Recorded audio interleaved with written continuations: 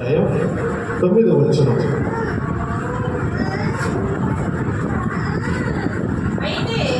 అయితే నీవు జాగ్రత్త పడుము,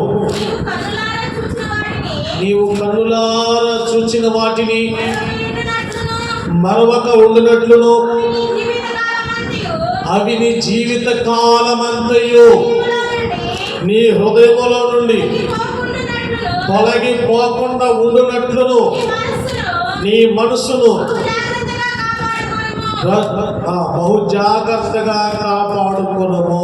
సరిపోతుంది ప్రార్థన. దయగలిగిన ప్రభు ప్రేమపూర్ణుడా ఈ పట్టణాన్ని తీసుకోండి.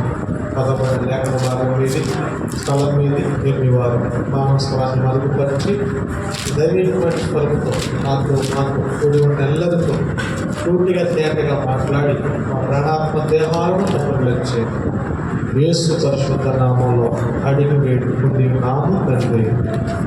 ఆమేన్. హల్లెలూయా. గట్టిగా చెప్పండి హల్లెలూయా. మన ప్రభు అయిన యేసు తీసుకున్నాము. ఈ ప్రార్థనా మందిరానికి ఎప్పుడు వచ్చిన చిన్నలకు పెద్దలకు దేవుని బిడ్డలందరికీ అందరికి వందనాలండి. అందరికి వందనాలు. దేవునికి స్తోత్రాలు. నా తోటి సహోదరులైన నా తమ్ముడు టీం మెంబర్స్ కూడా ప్రత్యేకమైన 2 వందనాలు తెలియజేస్తున్నారు. ఈ చదవబడిన వాక్య భాగాన్ని మనం ఆలోచన చేయాలనుకుంటారా? ఈ వాక్య భాగం మనకి ఏం సెలవిస్తుందంటే ద్వితీయోపదేశకాండంలో 4వ అధ్యాయము 9వ వచనంలో మనకు కొన్ని మాటలు నేర్పిస్తుంది. ఏమిటి మాటలు అంటే వాక్యంలో నుంచి మనం జాగ్రత్తగా చూసుకోవాలి అని మనకు దేవుడి వాక్యం సెలవిస్తుంది. ఏమి జాగ్రత్తగా చూసుకోవాలి అంటే నువ్వు కన్నులారా చూసిన వాటిని ఏంటినగా చదవండి ఒకసారి. అయితే నువ్వు జాగ్రత్త పడము, అదుగో నీ కన్నులారా చూసిన వాటిని మరవక ఉండునట్లును అవి నీ జీవిత కాలం అంతయు నీ హృదయంలో నుండి తొలగిపోకుండా ఉండునట్లును నీ మనసు బహు జాగ్రత్తగా కాపాడుకునము. గట్టిగా స్తోత్రం చెప్పండి. ఇప్పుడు నీ మనసును కాపాడుకోవాలి. నీ జీవిత కాలం అంతా నువ్వు చూసిన కార్యాల్ని, నువ్వు పొందుకున్న పేరుని, లేదా దేవుడు చేస్తున్న కార్యాల్ని, నీకు వినబడుతున్న కార్యాలు, లేదా నువ్వు చూసిన కార్యాలు ఏది మనం మర్చిపోకుండా ఉన్నట్లు జాగ్రత్త పడాలి. జాగ్రత్త పడాలంటే ఈ మనసులో వాటిని జాగ్రత్తగా నువ్వు కాపాడుకున్నట్టు బహుగా జాగ్రత్త పడాలి. ఈ రోజున అన్నీ కాపాడుకుంటున్నారు కానీ మనుషులు మాత్రం కాపాడుకోలేకపోతున్నారు. ఏం కాపాడుకోలేకపోతున్నారు? మనుషులు మాత్రమే కాపాడుకోలేకపోతున్నారు. అయితే ప్రియమైన దేవుడు కదా దేవుడు వాటిని సెలవిస్తుంది. ఇంకో మాట కూడా మనం చూద్దాం. జ్ఞాపకం రాసిన పత్రిక 1వ అధ్యాయం 27వ వచనం ఒకసారి చదవండి. Book of chapter 1 verse 27. 1:27. తండ్రి అయిన దేవుని ఎదుట పవిత్రమును నిష్కలంకమైన భక్తి ఏదనగా దిక్కులేని పిల్లలను పెదవరాళ్లను వారి ఇబ్బందిలో పరామర్శించుటను అతిగతుగు లోక మాన్యమును తనకంటకుండా తన్ను తాను కాపాడుకోనటే. గట్టిగా స్తోత్రం చెప్పండి. హల్లెలూయా. అయితే పిల్లరా ఇక్కడ భక్తుడు యాకోబు ఏమంటున్నాడు? ద్వితీయోపదేశకాండంలో ఉన్న మోషే ఉపదేశకుడు ఏమంటున్నాడు అంటే నీ మనసును జాగ్రత్తగా కాపాడుకోవాలి. మనసును నిలుపుకునేవారు లేరు. ఈరోజు మనసు నిలవటం లేదు ఎవరికి కూడా. దేవుడి మందిరము మీద, దేవుడి వాక్యము మీద, లేదా దేవుడి యొక్క కార్యాల మీద, లేదా చూసిన వాటి మీద మనసు నిలవటం లేదు. వేటి మీద మనసు నిలవాలో, వేటి మీద మనసు నిలవకూడదు మనిషి యోచించుకోలేని స్థితిలోనికి దిగిపోతున్నాడు ఈ రోజున మనిషి. అయితే దేవుని వాక్యం అంటుంది పిల్లరా, నీ మనసును జాగ్రత్తగా కాపాడుకోవడము. ఇక్కడ అంటున్నాడు, లోక మాన్యులు నీకు అంటకుండా సంపూర్ణమైన భక్తి, పరిపూర్ణమైన భక్తి ఏదనగా విధవరాలను, దిక్కులేని వారిని ఆదరించుడి, పరామర్శించుడి, లోక మాలిన్యము నీకు అంటకుండా బ్రతుకుటే నిజమైన భక్తి. గట్టిగా స్తోత్రం చెప్పు. లోకంలో కలిసిపోతా ఉంటారు. వీళ్ళ మాటలు లోకస్తుల మాటలాగా ఉంటాయి, వీళ్ళ క్రియలు లోకపు క్రియలాగా ఉంటాయి, వీళ్ళ ఉద్దేశాలు అన్నీ కూడా లోకపరమైన ఉద్దేశాలే, లోకపరమైన మనసే. అయితే ప్రియమైన దేవుడు వల్ల దేవుడు వాక్యం అంటుంది, నువ్వు కాపాడుకోవాల్సిన కొన్ని ఉన్నాయి. వేవేటిని కాపాడుకోవాలి? ఈ లోక మాలిన్యం మనకు అంటకూడదు, అపవిత్రత అంటకూడదు, లోక హేయత మనకు అంటకూడదు. దేవుని సాక్షులుగా ఉండాలి. దేవుని యొక్క పరిశుద్ధత, నిజమైన భక్తి, మాన్యత ఏదనుకున్నారు? దేవుని సర్వ సృష్టికర్తకి ఇష్టమైన భక్తి ఏది అంటే ఇక్కడ చెప్తున్నాడు, లోకంలో ఉన్న మాల్యం నీకు అంటకూడదు. నువ్వు కన్నులారా చూసింది జాగ్రత్తగా నీ హృదయంలో, నీ మనసులో నువ్వు కాపాడుకోవాలి. హల్లెలూయా, హల్లెలూయా, హల్లెలూయా. మనసు చాలా మంది పాడు చేసుకుంటున్నారు. పిల్లలకు పిల్లలే, పెద్దలకి పెద్దలే, వృద్ధులకు వృద్ధులే, యవనస్తులకు యవనస్తులే, అందరూ మనసు చెడుపుకుంటున్నారట. వాక్యంలో ఉంటే వారు మనసులకు చెడిన వారి ఎక్కడ చెడిపోయారట? మనసు. నీకు మనశ్శాంతి ఎందుకు లేదు? నీకు కలవరాలు ఎందుకు? భయం ఎందుకు? దిగులు ఎందుకు? అనేకమైన వాటి గురించి నీకు ఆలోచన, ఆందోళన ఎందుకు? చెరసాల్లో వేసిన దేవుడికి స్తోత్రం, బయట దేవుడికి దేవుడిని స్తుతించుకుంటూ సాగిపోవడం తప్ప మన జీవితంలో ఇక మనకి యోగ్యమైనటువంటి లేదు. అయితే ఈ రోజున ఒక అంశాన్ని ఉపయోగించుకున్నాను, కాపాడుకుంటా. ఏంటి చెప్పండి? కాపాడుకుంటా. రెండు వాక్యాలు చూపించాను. ఒకటి, మనసు కాపాడుకోవాలి. రెండు, లోక నాణ్యము నీ భక్తికి, నీ విశ్వాసం, నీ ప్రార్థనకి, లోకస్తుల జీవితం నీలోకి రాకూడదు. అలా రాకుండా నేను కాపాడుకుంటే నిజమైన భక్తి. గట్టిగా స్తోత్రం చెప్పండి. అయితే ఈ మూలవాక్యాలు 4 పాయింట్లు చెప్పి ప్రసంగాన్ని ముగింపులోకి తీసుకొస్తున్నాను. అందరూ జాగ్రత్తగా. మన అంశం ఏంటి? కాపాడుకుంటా. ఏం కాపాడుకోవాలి? మన మనస్సు లేదా లోకం మాలిన్యం అంటకుండా ఉండాలి, మనస్సు బాగుండాలి అంటే ఏం కాపాడుకోవాలి? అమ్మా ఏమన్నారా బాబు? నీ మనసు చెడిపోకూడదు, నీ మనసు బాగుండాలి, నీ లోక మాలిన్యం నీకు అంటకూడదు, ఈ రెండు నీకు కలగకూడదు అంటే నువ్వేం కాపాడుకోవాలి? భక్తి జీవితంలో, ఈ భక్తి మార్గంలో ఏం కాపాడుకోవాలి? 4 పాయింట్లు చెప్తాను, జాగ్రత్తగా చెప్పి. మొట్టమొదటిగా మనం కాపాడుకోవాల్సింది ఏంటంటే సామెతల గ్రంథము 13వ అధ్యాయము 3వ వచనం ఒకసారి చదవండి.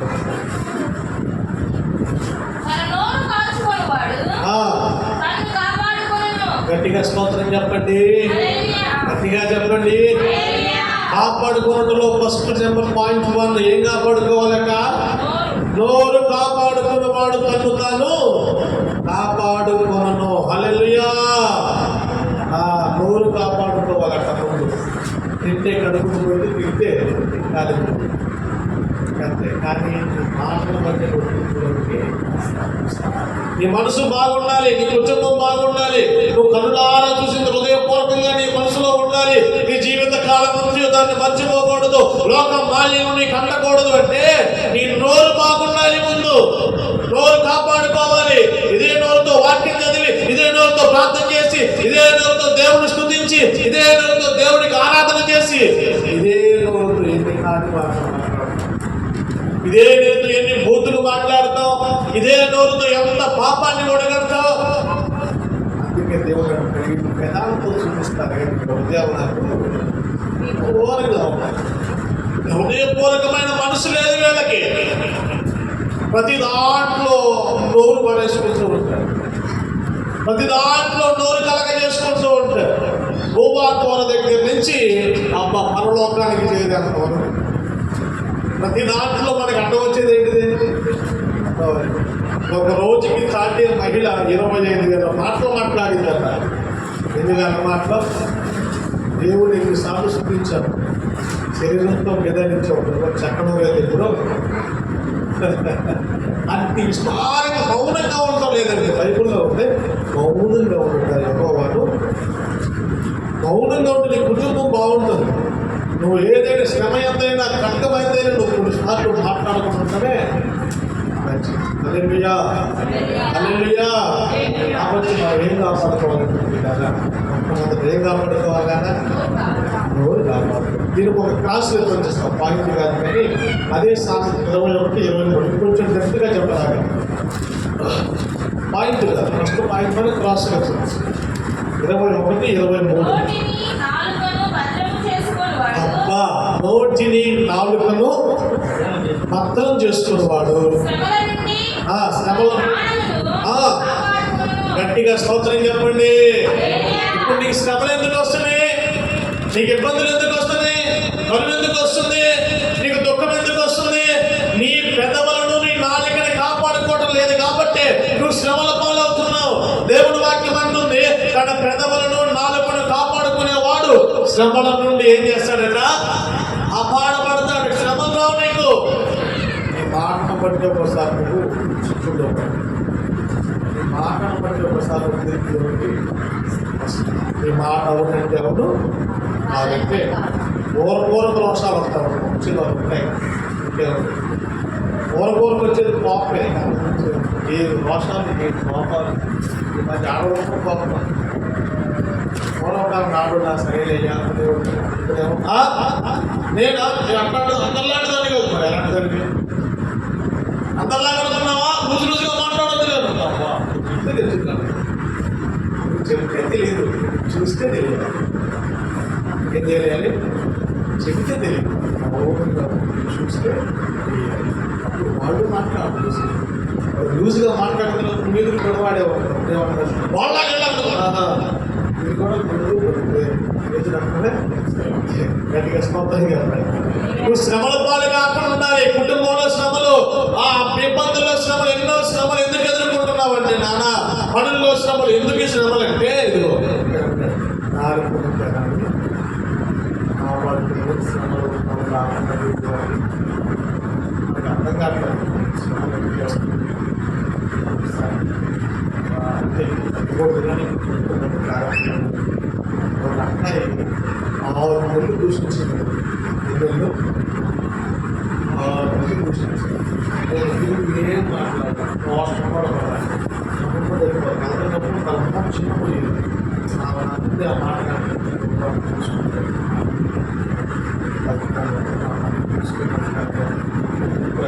మూలంగా ఇప్పుడు నేను మాట్లాడాలి, ఇప్పుడు నేను అయితే ఒక 6 నెలలు క్షమించాను. పిల్లలు 6 నెలలు క్షమించాను.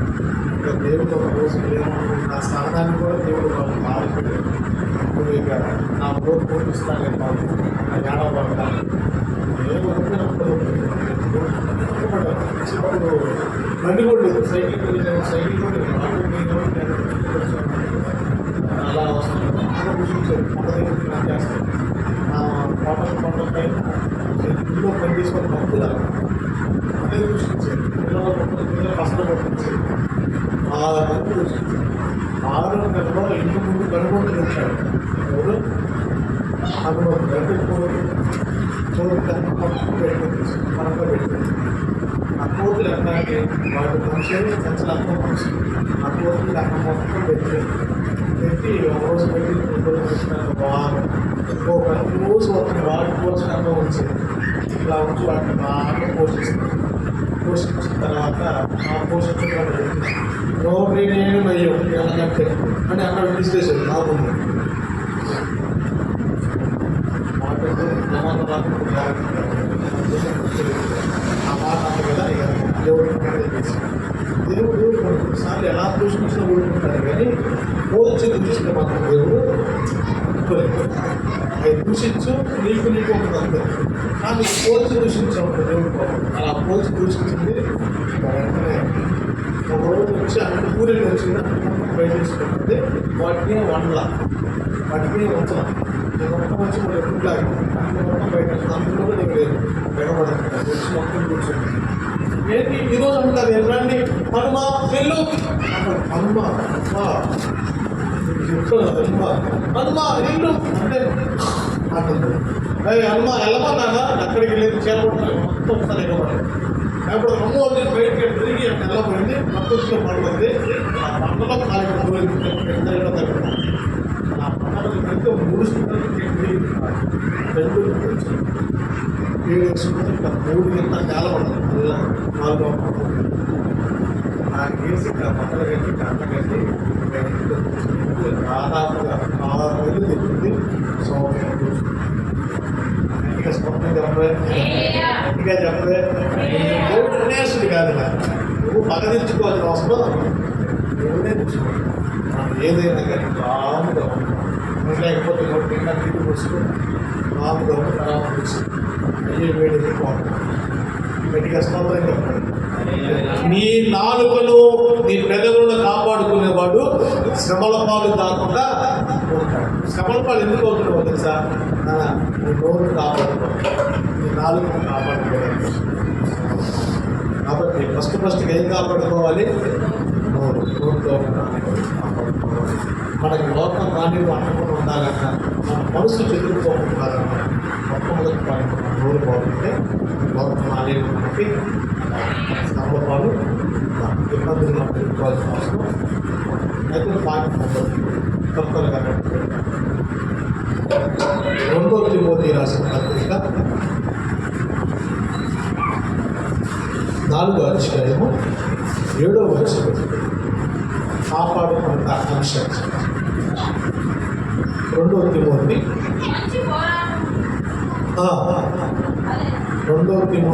4:7. అవును, విశ్వాసము కాపాడుకుంటుంది. గట్టిగా స్తోత్రం చెప్పండి. పరిశుద్ధులైన పౌలు గారు 21 పత్రిక రాసిన వాడు, యేసుక్రీస్తును నేను పోలి జీవించాను, యేసుక్రీస్తును పోలి జీవించొద్దు, నన్ను పోలి జీవించి నేను చెప్పగల సామర్థ్యత కలిగిన సేవకుడు అపోస్తలుడైన పౌలు గారు ఆయన అంటున్న మాట ఏంటంటే విశ్వాసమును కాపాడుకుంటుంది. గట్టిగా స్తోత్రం చెప్పు. ఈరోజు మనకి విశ్వాసం లేదు, ఈరోజు అనారోగ్యం మీద విశ్వాసం లేదు, చీకటి శక్తుల మీద విశ్వాసం లేదు, బలహీనతల మీద విశ్వాసం లేదు. జయిస్తానని విశ్వాసం ఎవరికి? భయమే, ఆందోళన, పిలికితాను, ఏం జరిగిందో ఏంటో ఇదే ఆందోళన. పౌలు గారు అంటున్నాడు, ఆయన కొట్టబడ్డాడు, నెట్టబడ్డాడు, ఆయన బుట్టల్లో ముంచబడ్డాడు, పెద్దముల చేత ఎన్నోసార్లు కొట్టబడ్డాడు. ఆయన అనేవాడు ఇంత శోధన ఇన్ని శ్రమలు నాకు కలిగిన చెప్పులు మంచి పోరాటం పోరాడాడు. విశ్వాసాన్ని కాపాడుకోవాలి కదా. నీ విశ్వాసం ఎక్కడ కూడా చంచలం అయిపోకూడదు, నీ విశ్వాసం ఎక్కడ కూడా అల్ప విశ్వాసంగా మారకూడదు, నీ విశ్వాసం ఎక్కడ కూడా అవిశ్వాసంగా మారకూడదు. ఈరోజు చాలా మంది అట్లా మారిపోతారు. భక్తులే, క్రైస్తవులే, ప్రభు నమ్ముకున్న వారే యేసు ప్రభుల బాప్తిసం తీసుకొని ప్రభు రొట్టె ద్రాక్షరసము తిని త్రాగే వాళ్ళే ఆత్మవిశ్వాసులుగా మారిపోతున్నారు. పిల్లలకి బాగోపోవటం, ఇంటిలో ఇబ్బందులు, అనేకమైన సమస్యలు గుండా వెళ్ళిపోతూ విశ్వాసాన్ని చెరుపుకుంటున్నారు. విశ్వాసాన్ని కాపాడుకోవడం 7 పాయింట్లు విశ్వాసం ఎలా కాపాడుకోవాలి. విశ్వాసం లేకుండా దేవుడిగా ఉండటం సాధ్యం. విశ్వాసాన్ని ముందు కాపాడుకుంటేనే. విశ్వాసాన్ని కాపాడుకోవటం ఏంటి? ఎలా కాపాడుకోవాలి, ఎక్కడ కాపాడుకోవాలి, ఎట్లా కాపాడుకోవాలి, ఎప్పుడు కాపాడుకోవాలి అనేది ఒక 7 పాయింట్లు ప్రభు చిత్తమైతే ఈసారి చెప్తాను. ఈరోజు కాపాడుకోవట 1 నోరు నాలుక కాపాడుకోవాలి, శ్రమల పాలు కావాలి. 2వదిగా అంటున్నాడు విశ్వాసాన్ని కాపాడుకోవాలి. ఈ విశ్వాసం మీకు చంచలమైపోతుంది. చంచలమైన విశ్వాసం అంటే ఏంటో తెలుసా? ఉద్రేకపరమైన విశ్వాసం. డబ్బులు వస్తేనే దేవుడికి స్తోత్రం, రాకపోయినా స్తోత్రంలో పెడతారు. ఇది కాదు విశ్వాసం. అంటే ఛాయారూపం అది కాదు. విశ్వాసానికి నిలవచ్చిన అది కాదు. విశ్వాసానికి సరిపోలిక అది కాదు. కొంతమంది విచిత్రమైన భక్తులు బయలుదేరేది ఈ కాలం. వాళ్ళకి డబ్బులు వస్తేనేమో, డబ్బులు రాకపోయినా ఆ డబ్బులు మామూలుగా రావాల్సినప్పుడే ఆ డబ్బులు వాళ్ళకి వస్తే దేవుడు ఇచ్చాడు, దేవుడు దేవుడే ఇచ్చాడు. రావాల్సినవి వచ్చిన దేవుడు దైవం దాన్ని. కానీ నువ్వు దానికి దేవుడికి ఇంప్లిమెంటేషన్లో బోధించాల్సిన అవసరం లేదు. అయితే దేవుడు వాక్యం విశ్వాసాన్ని కాపాడుకోండి. చంచలమైన విశ్వాసం కాసేపు ఉంటుంది, కాసేపు కూడా ఉంటుంది, కాసేపు చెట్టు ఉంటుంది, ఇంకా మారిపోతాడు. ఖచ్చితమైన విశ్వాసం అంటే చెల్లిపోయే విశ్వాసం.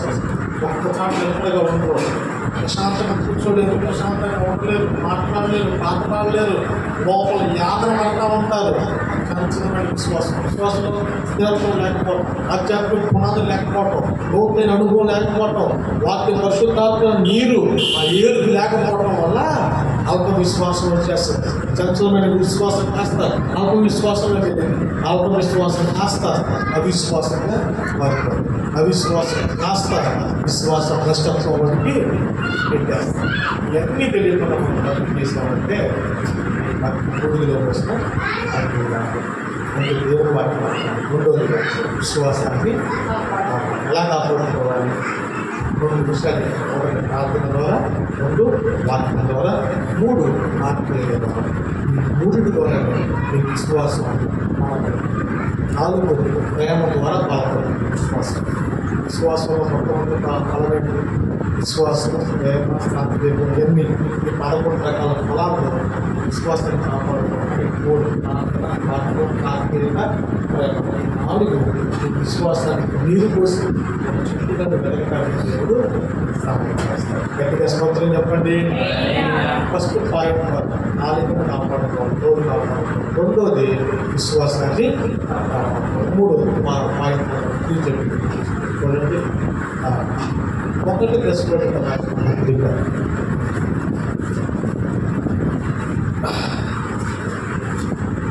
1 దశలోనికి రాసిన పత్రిక అధ్యాయం 4 వచ్చిన భాగం 5.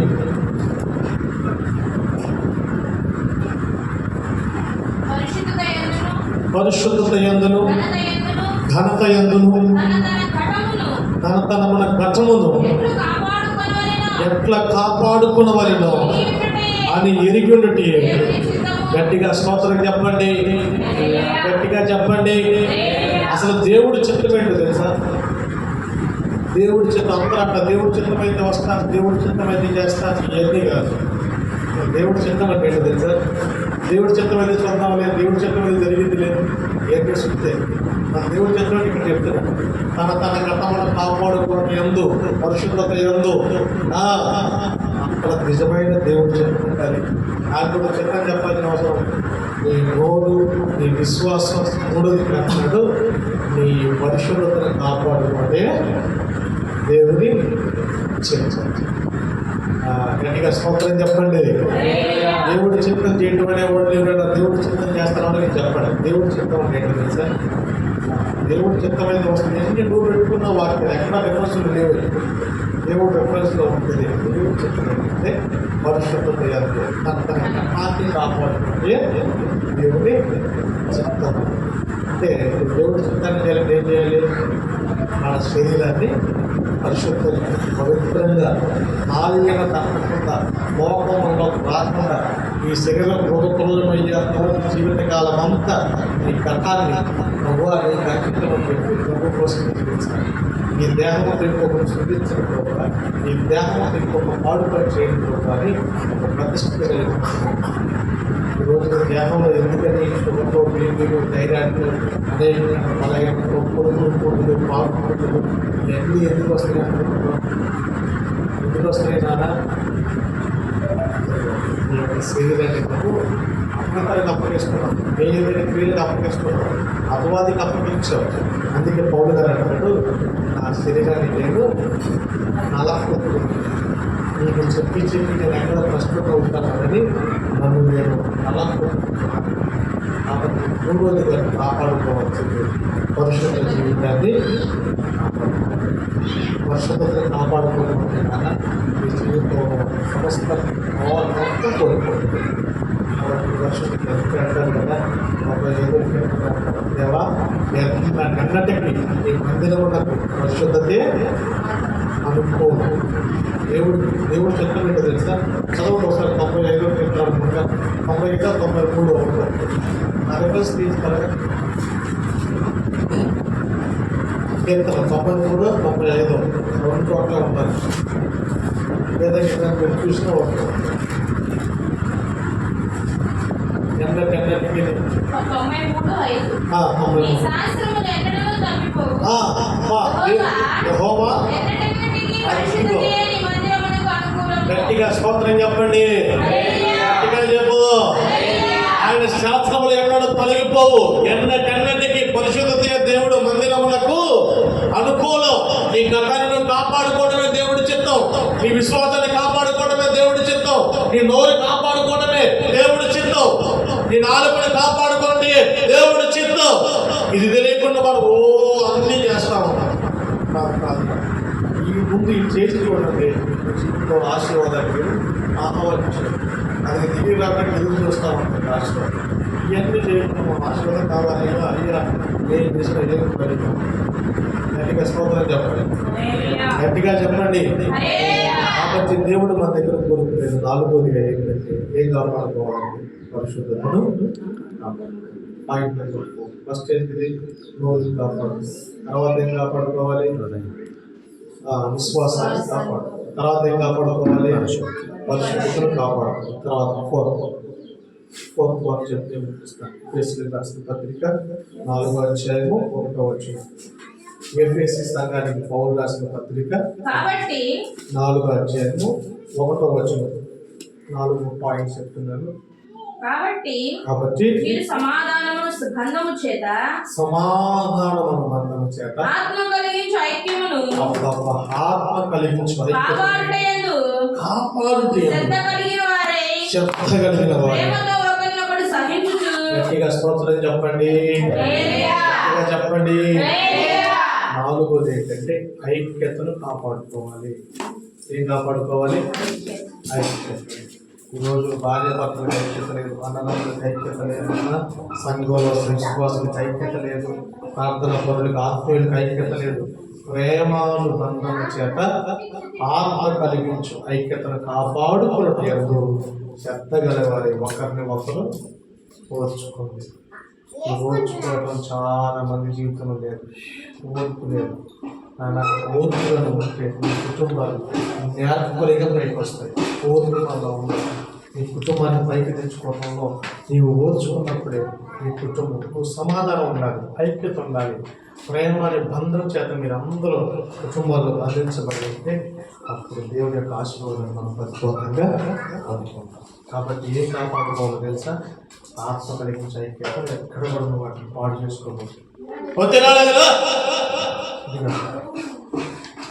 ఆత్మ కలిగించే ఐక్యతను మనం కాపాడుకోవాలి. అలా కాపాడుకున్నప్పుడే దేవుడు మన యందు శ్రద్ధ నింపుతాడు. శ్రద్ధ నింపి మన పురాణాన్ని ఉంచుతారు. కాబట్టి ఈ మనసు మీద ఈ లోకం మాల్యంలో మీకు అర్థం ఉండాలంటే 4 పాయింట్లు చెప్తారు. ఫస్ట్ పాయింట్ 1 ఏం కాపాడుకోవాలి? రెండోది ఏంటిది? విశ్వాసం. మూడోది, నాలుగోది ఐక్యంగా ఉండండి. దేవుడు అప్పుడు ఎప్పుడు కూడా పరిశుద్ధాత్మ మీదకి రావడానికి మేడగంతో 151 మంది పురుషులు ప్రార్థన చేస్తుంటే దాదాపుగా పరిశుద్ధాత్మ దేవుడు వారి మధ్యలోకి రావడానికి ఈ రోజు పట్టిందని చెప్పి కరెక్ట్గా లేదు. కానీ పెంతెకోస్తు దేవుని ముందు పరిశుద్ధాత్మ వచ్చారు. అది అక్కడ రాయబడిన మాట ఏంటంటే వారు ఒక ఏక మనసు కలిగి, ఏ మనసు కలిగి?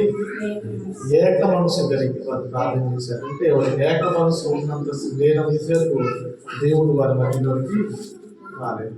కాబట్టి ప్రియమైన దేవుని సంఘం మనం ఏకంగా ఎప్పుడైతే ఉంటామో, ఏక మనసుతో ఎప్పుడైతే ఉంటామో, ఏక తాత్పర్యంతో ఎప్పుడైతే ఉంటామో అప్పుడు దేవుడు ఆత్మ మనలో నివసిస్తాము. అప్పుడు మనం ఓర్చుకోగలుగుతాం. అప్పుడు మనము సహించగలుగుతాం. ఇవన్నీ చేయకుండా మనము దేవుళ్ళో ఉన్నాము అంటే ఆ భక్తుల ఆలోచన.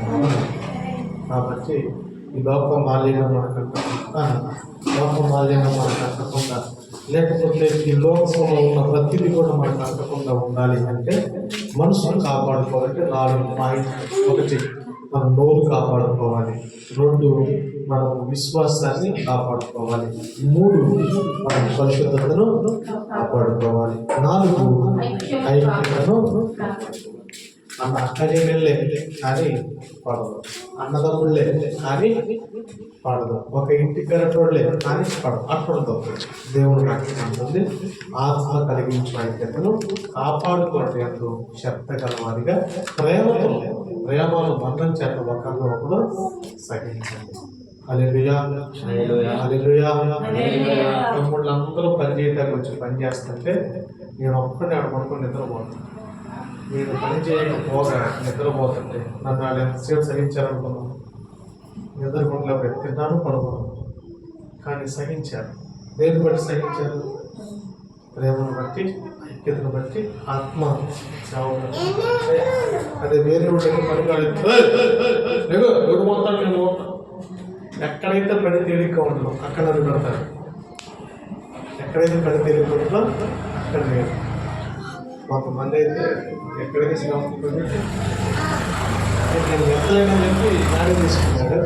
నేను వండుకొని ఎత్తి మొయ్యలేదని చెప్పి చండి తీసుకున్నాడు. అక్కడికి సింపుల్గా పోతాను. అక్కడ ఉన్నాను. అక్కడ ఒక మనిషి మోజీతో మోచుంటే అక్కడ ఏమంటే తప్పుడు ఉంటాడు. నేను మోసుకుంటాను. గట్టిగా స్తోత్రం చెప్తాను. కాబట్టి తమ్ముడు చక్కగా వారు ఇతరుల వరకు కుటుంబాలతో ఈ మంత్రి రోజు ఇలా ఉందంటే తమ్ముడు చేసిన ఇప్పుడు కాదు ఎప్పటికైనా అదే మాట్లాడతాను. హల్లెలూయా. ఓర్చుకునే మనసు వాళ్ళకి ఎంత సహనం అంటే అప్పుడు నేను లోపడతాను. కానీ వాళ్ళు నేను ఏ రోజు ఫోన్ చేసి ఈ తమ్ముడు అంటే రాను అన్న మాట ఇంత మట్టికి ఒక్కడు కూడా నాకు ఎప్పుడు చెప్పలేదు. గట్టిగా స్తోత్రం చెప్పండి. హల్లెలూయా. రాను అనే మాట వాళ్ళకి తెలియదు అన్నా. ఎక్కడున్నారన్నా ఒక్క 10 నిమిషాలు బట్టి ఒక లేట్ అయినా వాళ్ళకి పని ఉన్నా కానీ ఏం చెప్తారంటే కొంచెం పని ఉందన్న, కొంచెం వర్క్ ఉన్నా, అంతేగాని రాను అనే మాట మాత్రం అస్సలు చెప్పేవాళ్ళు వాళ్ళకి తెలియదు. కాబట్టి నేను చెప్పేది ఏంటంటే ఐక్యంగా ఉన్నాం, శ్రమలో ఐక్యంగా ఉన్నాం, దుఃఖంలో ఐక్యంగా ఉన్నాం, సమృద్ధిలో కూడా ఐక్యంగా. గట్టిగా స్తోత్రం చెప్పండి. హల్లెలూయా. మందిరం కొంచెం నీతిగా లేదు తమ్ముడు అన్న, అంతే. ఏమన్నా బయటికి బాగా కొంచెం మందిరం బాగా కనపడుతుంటాము, మందిరం వాతావరణం లేదన్న. అదే ఉందన్న అన్నారు. రేపు ఉపవాస ప్రార్థనలు అయిపోవాలి అన్నారు. అంతే అయిపోయింది. బాగుంది కదా. కొంచెం అట్లా ఇంకొద్దిగా ఉంది, ఇంకా పనులు ఇంకా అవ్వాలి, ఇంకా చాలా ఉంది. అప్పుడు ఇంకా బాగుంటుంది. గట్టిగా స్తోత్రం చెప్పండి. గట్టిగా చెప్పండి. ఇక్కడ మీరందరూ కూడా బాగా సహకరించారు. ఊర్లోకి వచ్చినప్పుడు అందరూ పలకరించి టీలు కానీ గుడ్లు పాటలు కానీ ఫుడ్ కానీ అందరూ సహకరించారు. వారికి కూడా ఉదయపూర్వకంగా తమ్ముడు లేదంటే అసలు ఇక్కడ మామూలు వైజాగ్ మాజీ ఊరి నుంచి వచ్చాక ఆటో దిగితే వచ్చాను డైరెక్ట్గా ఫస్ట్గా పిల్లలు అయిందంటే వాళ్ళకి ఆసక్తి అన్నది ఏమిటి నేను కూడా చేయాలి. కూర్చొని కూలీలు కన్నా కూలీలు పాత్ర ఉంది మరి అక్కడ నుంచి గత సంవత్సరంగా నిద్రపోయి అంతా వచ్చిపోతే రాత్రి అంతా సౌండ్ పొద్దున్న 10 పాలు ఇట్లా ఈ సౌండ్కి భయపడి కృషులు బాగా ఆపన్నారు కదా. అందరూ స్నాపం కాసేపు అభివృద్ధి స్టార్ట్ చేసుకోవడం మళ్ళీ పొద్దున్న వచ్చి నీళ్ళు అందరూ కూడా బాగా బలపరిచారు. అయినా కొద్ది పడుతుంది అట్లాగే సహకరించండి. మన మందిరాన్ని మీరే మీ మందిరం మన మందిరం కాదు, మీ మందిరం మీ దగ్గర ఉంటుంది. అక్కడ చేస్తాం. మీరు అందరూ ఆరాధన చేసుకోండి. దేవుడు మిమ్మల్ని దీవించుకునే కాదు. ఫస్ట్ 2 వాక్యాలు మూల వాక్యాలు ఏంటి? లోక మాలిన్యము నాటకుండా కాపాడుకోవాలి. రెండోది మన మనసును కాపాడు. ఈ 2 మనకు ఉండాలంటే 4 పాయింట్లు చెప్పారు. పాయింట్ నోరు నాలుకని కాపాడుకోవాలి, విశ్వాసాన్ని కాపాడుకోవాలి. 3వది పరిశుద్ధతను కాపాడుకోవాలి. 4వది ఐక్యతను. మనం ఎంత ఐక్యతగా ఉన్నామో మన కుటుంబం చెప్పాలి, మనం ఎంత ఐక్యంగా ఉన్నామో మన సంఘం చెప్పాలి, మనం ఎంత ఐక్యంగా ఉన్నామో మన స్నేహము చెప్పాలి. ఇది కాబట్టి మనందరము సాగదుకుంటాక తల వచ్చండి. చిన్న ప్రార్థన చేద్దాం. అందరూ తల వచ్చి